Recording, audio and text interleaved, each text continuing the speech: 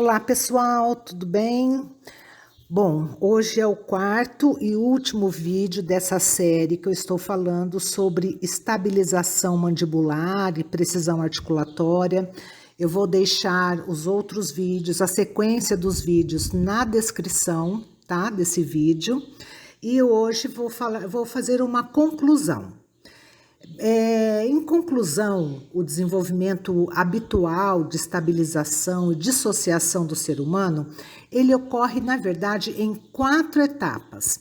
A dissociação da cabeça em relação ao corpo, da mandíbula em relação à cabeça, dos lábios e língua, em relação à mandíbula e da língua em relação à mandíbula. O domínio da precisão e a maturidade da fala, eles são alcançados na medida em que a estabilidade da articulação temporomandibular é alcançada. Existe uma clara associação entre dificuldades com a estabilização da mandíbula e dificuldades com a alimentação, destreza e clareza da fala. As implicações no campo do desenvolvimento da fala são mais do que evidentes. Primeiramente, ao avaliar, é importante observar se a língua pode realizar movimentos diferenciados da mandíbula. Os fonemas dependem de uma boa habilidade de estabilização da mandíbula, para que a língua e os lábios alcancem um som preciso, sem nenhuma distorção. A produção de fonemas alveolares interdentais, ao invés de com elevação lingual, é um indicador de uma mandíbula instável. Portanto, você não deve apenas observar se ele produz ou não produz um fonema, mas como ele o produz. Movimentos limitados ou excessivos da mandíbula ou tendência a escorregar são indicadores de dificuldades, bem como uma tendência a morder talheres ou canudos para sorver os líquidos. Crianças com tendência a comer principalmente alimentos macios ou que demoram muito para mastigar sólidos podem estar refletindo dificuldade na estabilização da mandíbula. Portanto, ao avaliar dificuldades com a produção de fonemas, é meritório observar a mandíbula durante a ingestão alimentar, durante a produção dos sons, em repouso e em atividades restritas. Se durante os movimentos passivos a criança mantém a boca aberta enquanto a língua é mantida baixa ou entre os dentes, isso pode estar refletindo dificuldades em estabilizar a mandíbula. Se você não consegue segurar a mordida, que seria a resistência para quebrar um pedaço de carne com os dentes, ou tem dificuldade, você pode ter uma má estabilização da mandíbula. Eles podem estar refletindo dificuldade com a estabilização da mandíbula, portanto, ao avaliar as dificuldades com a produção de fonemas, é bom observar a mandíbula durante a ingestão alimentar, durante a produção dos sons, em repouso e em outras atividades. Se durante os momentos passivos a criança mantém a boca aberta enquanto a língua é mantida baixa ou entre os dentes, isso pode estar refletindo dificuldade em estabilizar a mandíbula. Durante a alimentação, os marcos do desenvolvimento da estabilização da mandíbula devem ser observados quanto ao grau de abertura, mastigação, manutenção do selamento labial, retração, elevação e lateralização da língua durante o processo e separação da língua de forma precisa.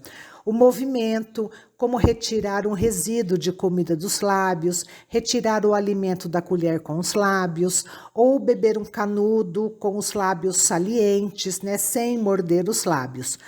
Quanto à abordagem terapêutica, trabalhar inicialmente com a estabilização mandibular antes de entrar diretamente na produção do fonema, o fonema com um erro, garante a sua generalização ao nível da conversação. A terapia é mais eficaz e os efeitos são vistos em um prazo mais curto.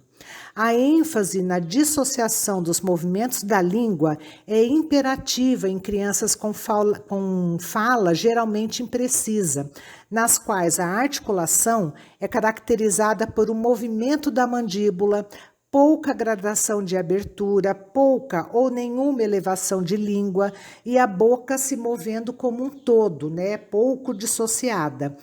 Eles podem produzir os fonemas em contexto silábico e, às vezes, no contexto de uma única palavra. No entanto, a sua fala conectada parece imatura e o processo de generalização de fonemas aprendido na terapia raramente ocorre. A estabilização mandibular geralmente é a variável que sustenta esse padrão articulatório.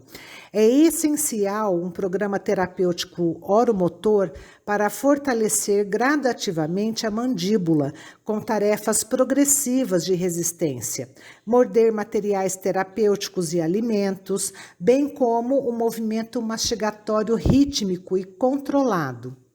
Por fim, como forma de prevenção, é importante orientar os pais de crianças pequenas sobre a importância de não estimular os hábitos de ingestão de líquidos em mamadeiras, sucção em mamadeira ou dedo e copos de treinamento ou aqueles copos, que já vem com canudinho após os 2 anos de idade.